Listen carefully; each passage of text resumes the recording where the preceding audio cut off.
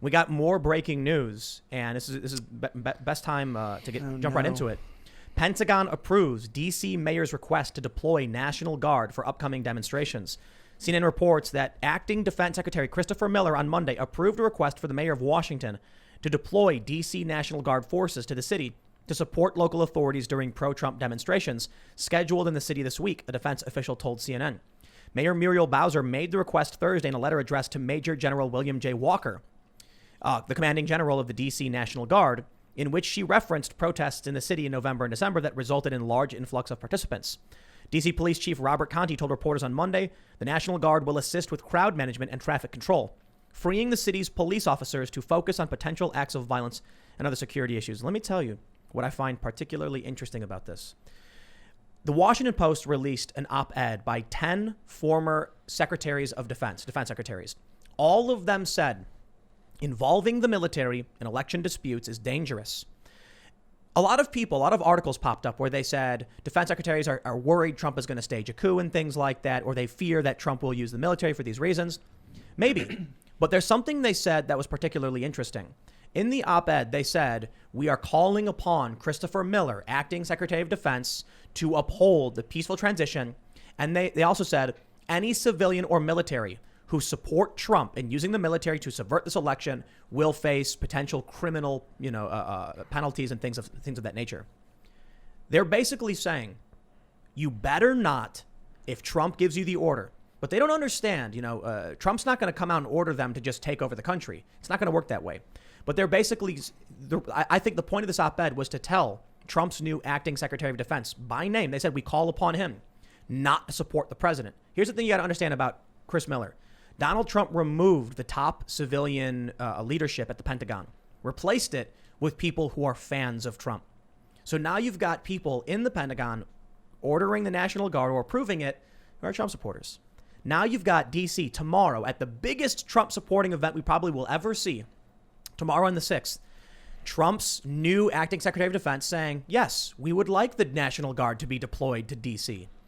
And what happens if all these Trump supporters out on the ground and the cops are doing something and then they just order the National Guard to defend the right to peacefully protest or something like that? Is that why Bowser ordered that the National Guard wouldn't be armed? She was like basically saying... Is that what she said? Yeah, I think in Politico, I think that might be the same one. She was like, no guns. Bowser ordered the National Guard personnel, no arms when responding to protests, and that they will not perform surveillance, searches, or seizures of protesters. Oh, wow. This is really interesting because we just had...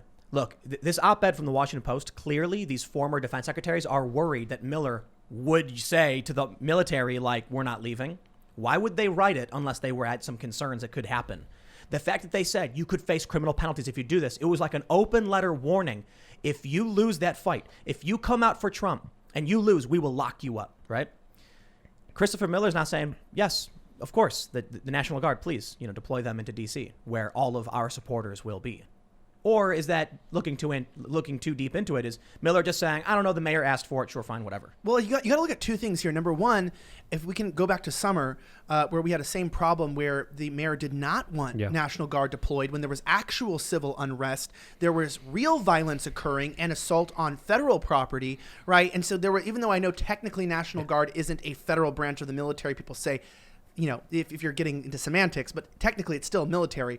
When federal property and the people's house was under attack, she was saying, this is not what we want. We don't need anything like this. She wasn't just saying that. She painted the slogan in Washington, D.C., and then later was also attacked by the very activists she was supposedly supporting. Right, but I'm saying, this is where we have to look at what's ironic about this as we switch into the new year, is that around this time, I remember, The Intercept, which is an extremely dishonest publication in many ways, so they do, since we're on your show, I'll give them some credence. They have some great journalists still that work for them. They used to. A broken clock is right twice a day. No, but they used to have Glenn Greenwald, and for that, I would give her some. Right. Not so much anymore. Not so much. But I remember that one of their biggest criticisms of even early on in the protests is they were basically saying, oh, Elijah is, basically such a trick artist that he would try to manipulate his footage so that Trump would fall for his ploy to try to deploy a National Guard into D.C. Like these publications were mocking. Wait, hold on. They claimed you were trying to selectively orchestrate. Editing. They said that Trump fell for my selectively edited videos when he called upon them to say that that's why we need National Guard in D.C. As if me filming a live event is selective editing. However, I'm just going to say this. The media just a few months ago was mocking journalists for providing evidence for the National Guard being present. There was evidence for it. Trump was calling for it, and they were saying, how dare you? That's such a stupid thing. Now, there's not even any evidence that there will be mass violence. There has been no violence yet. Yeah. And they're going, hell yeah, just put these guys out there because there's a Trump supporters, and we've got to do what? I mean, prepare for a war? Well, Black Lives Matter for the past 2 months, D.C. has been putting pressure on the mayor, putting pressure on hotels. Hotels have been shut down, saying that they're housing white supremacists that are coming to commit violent acts not against even true. Black people. It's not true, but check this out. I find it so ridiculously interesting that these people are they're literally the ones that are totally anti-law enforcement, anti-police, anti-everything. But now I can almost guarantee you that this mayor called the National Guard to protect Black Lives Matter activists. Bro, the mask slipped. I'm sorry. No. The mask was ripped clean off. We know Black Lives Matter is not anti-cop because there's a video from Wisconsin in the Milwaukee area where Black Lives Matter shows up to this guy's house and they're screaming and flashing lights in his house. The guy pulls up a shotgun to the window and he points it. Probably a bad idea, but he's defending his own home. He didn't shoot anybody. The cops go into his house and they all cheer and clap and yeah, he's getting arrested. Woo, they're happy about it. I thought they wanted to abolish or defund the cops. No, I think they're just communist subverters. Communist power. subverters. I think they're just subverting the Constitution. Well, let me ask you. Do you guys think that the majority of armed forces, men and women, support Donald Trump?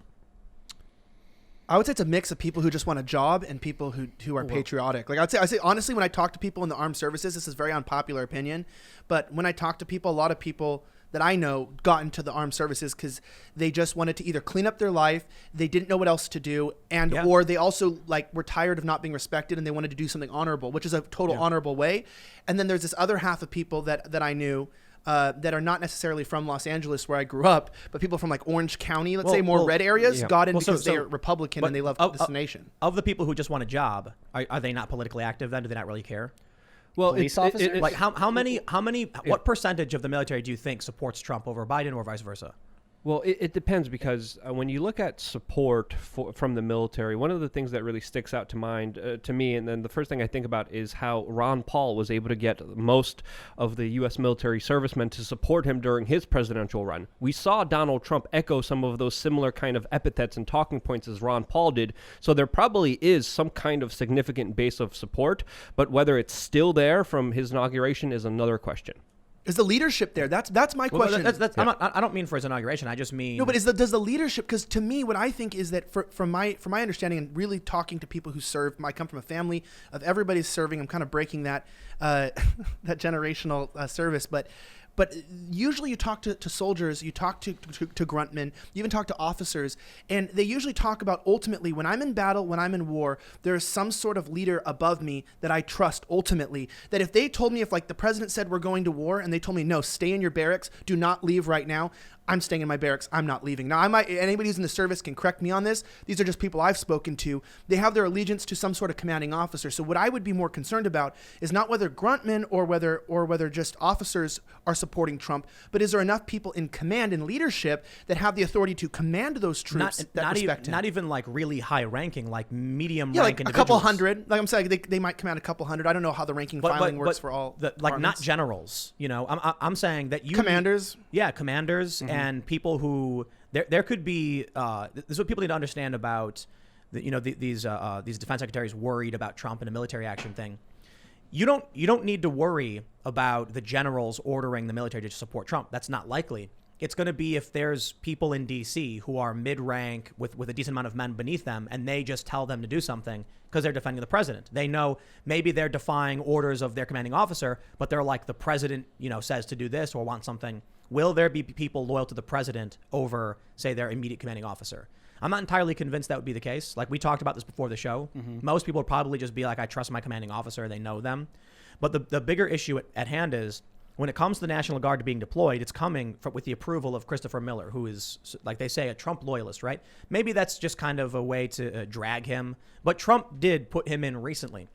What I'm telling people is, if you are wrong if you think these National Guard dudes are going to be ordered to stage a coup. Like there's going to be some high-ranking dude who says, we're all here for Trump. It's time to retake this country, charge, and then we're going to seize the White House. It's never going to happen. What I'm worried about is if Miller, or I don't know to what degree he can actually order these dudes around. Maybe he can't. But if some officer says, hey guys, can you just stand guard around the White House while this protest is going on?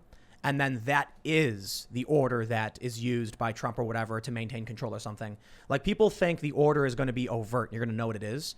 A lot of these guys are going to hear from their commanding officer, hey, we're going to be guarding this bridge right here. There's some concerns about potential for violence. And they'll go, okay, you got it, because it sounds reasonable, right? And then it turns out the actual reason for guarding the bridge was to shut down some kind of flow of traffic that would benefit Trump.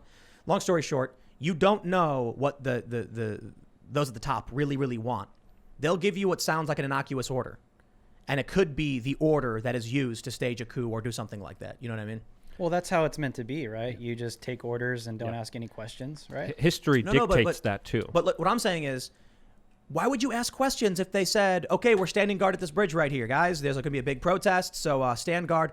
Don't let anybody through, only if they're credentialed and have security clearance or whatever.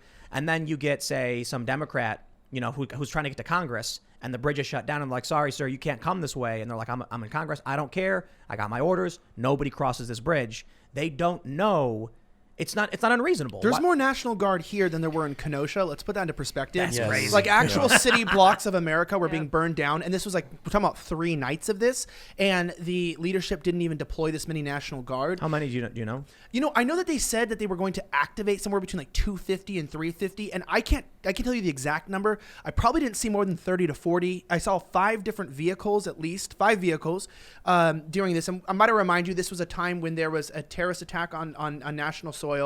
Buildings were burned to the ground while there were children inside. Multiple city blocks. I mean, I think they said there was now 36 buildings that were destroyed. Police evacuating. Right. So this was a serious emergency in our country that was going on, and there was not this many National Guard deployed. And so when you have to put this into perspective here, they say, well, Kenosha was a small city. Well, so is D.C. I mean, retrospectively to the actual area, it's like just a few city blocks. When you're talking about these protests and where they shut down, even for the inaugural parade, it's not that large of an area. Well, so but how many people were in Kenosha rioting? Well, that's my point, though, is that the National Guard was there, but they didn't do anything, meaning like you were saying about taking the orders is my point, is they just kind of stayed by the courthouse and they just stayed and guarded this while the city burned. And that's to your point, is that the National Guard is just taking orders. They're not doing what they want. Luke, you told me a story about, I think it was the G20 in Pittsburgh, where you told me the story a long time ago, that you had everybody standing in a park, and then the police were ordered to stand around the park. And then when people got bored, they all left, and the cops were just standing looking into an empty park for a certain amount of time. Do you remember that? You told me that story? Yep.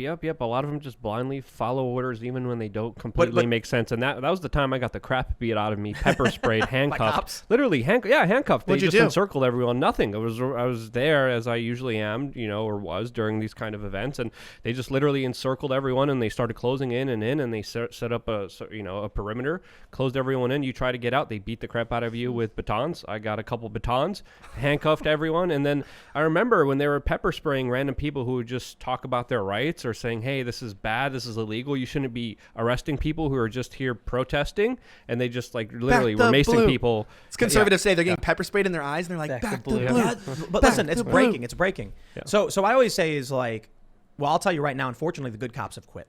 That's the scariest thing. Yeah. We need the good cops to literally stop the bad cops. But you see these videos of the cops just being like, I quit. I can't do this anymore. I don't want to be involved in this. And so the guys who are like, I refuse to follow this order, I won't do this, are leaving. And then you're getting the equivalent of scabs. You're getting people who are like, I don't care, I'll do anything for money. And now they're coming in, and now they're going to start cracking skulls. And for a while, it was really crazy. When the cops were pushing around conservatives, they'd give them the benefit of the doubt. Like, there's some footage from D.C. where the cops are shoving Proud Boys, and the Proud Boys are like, thank you, officer, thank you, officer. Still not quite getting it. Until the cops started protecting Antifa. Yep. And now they're starting to be like, hey, wait a minute. We defended you while they were calling to take your budgets, your pension, and to take your job. And now you're attacking us? Let me tell you, I told this story before. The story of Occupy Youngstown, Ohio. I love this story. You know why? During the Occupy movement, you had all these big protests across the country. Okay. Youngstown, Ohio got interesting because the fire department and the police joined in the protests.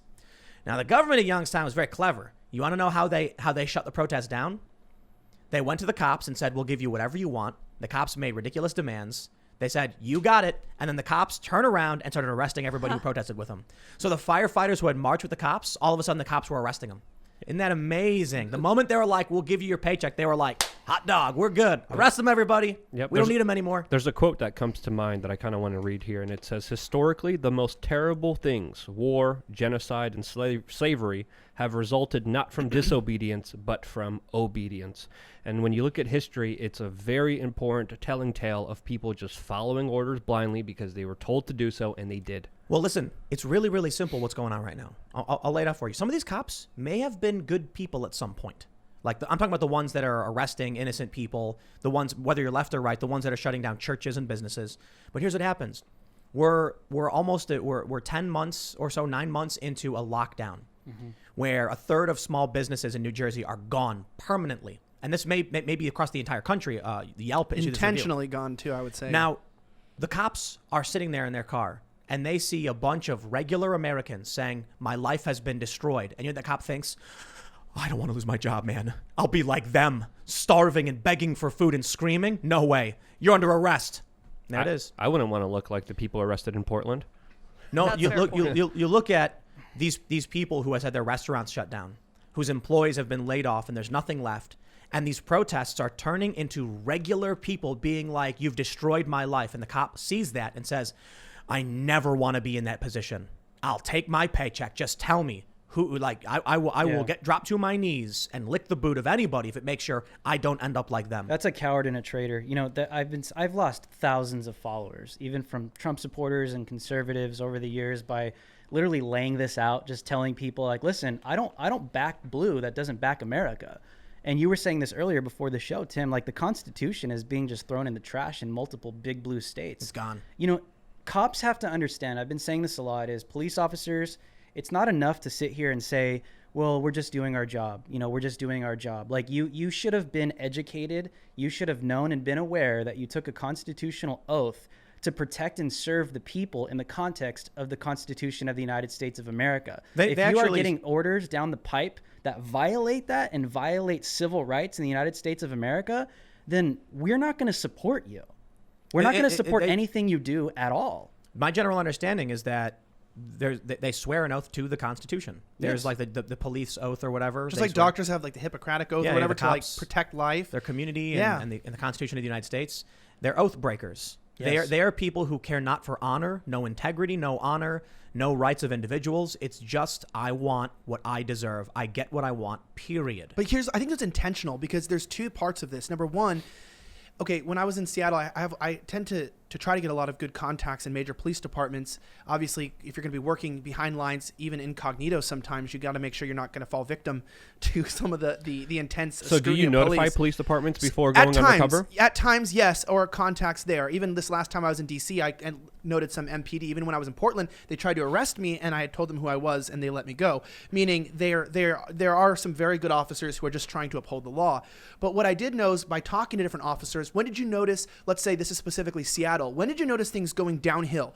And I started asking this back in January when I got a concussion, and the police did nothing when the person assaulted me in front of them. It's a common story, but people hear all the time. But the police did nothing. So I was like, well, when did this happen? The police don't arrest someone who assaults someone in front of them. And he goes, well, what happened is number one, bad distribution of power where bureaucrats have too much power that are not directly connected to the police department. This includes cities like Portland, where the police chief is like appointed by the mayor, and the mayor shares power over the police department. And he's thinking about weird leftist, radical leftist policies in his city, not how do we uphold law and order. But on top of that, he goes, then that pushes a lot of the cops who just want to uphold law and order out. So it creates this vacancy of I think last time I was in Seattle, they had like 370, might have been higher than that, spots that were vacant that hadn't been filled. And these are high paying jobs, like 60 to 80 grand, which is good for people in general. Now, they said, so what happens is that a lot of people now are leaving the military. And so as they leave in the military, they're like, well, what do I do next? Now they can go to college, or a quick way that they don't have to go to college is become a cop.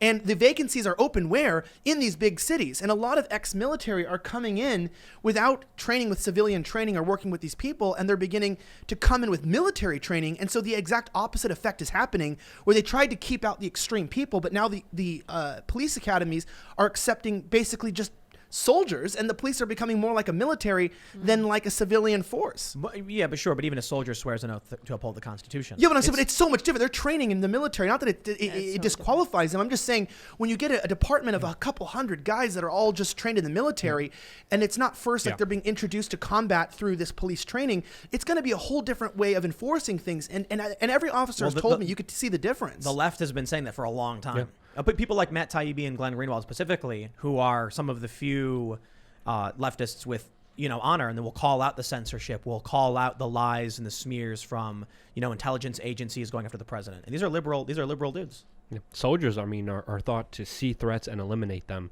Police officers are supposed to, quote, protect and serve. That's the slogan here. Mm-hmm. What you were talking about reminds me of this kind of meme going around right now about how allegedly Stalin was teaching his counselors how to rule. And the story goes that Stalin took a chicken, traumatized it, ripped its feathers out, threw it naked on the floor, and then started throwing the chicken pebbles and walking away. The chicken followed him. And allegedly, Stalin said, quote, you could do anything you want to the people so long as they believe you are the source of their survival. Yes. So when you were talking about that specific story, that's something. You mean he was throwing them food or pebbles? Yeah. Rocks? No. This isn't a metaphor. So like this really happened. Kibbles. Yeah. Wow. Well, this is the story going around now. Allegedly, I haven't been able to verify it or fact check it, but this is how allegedly Stalin was teaching his counselors how to rule. How much? Thanks for checking out this clip from the Timcast IRL podcast. We do the show live Monday through Friday at 8 p.m. So come back to check us out when we go live. Don't forget to subscribe, hit the like button, hit the notification bell, and we are also available on all podcast platforms for free if you want to listen to us there. Thanks for hanging out, and we will see you all next time.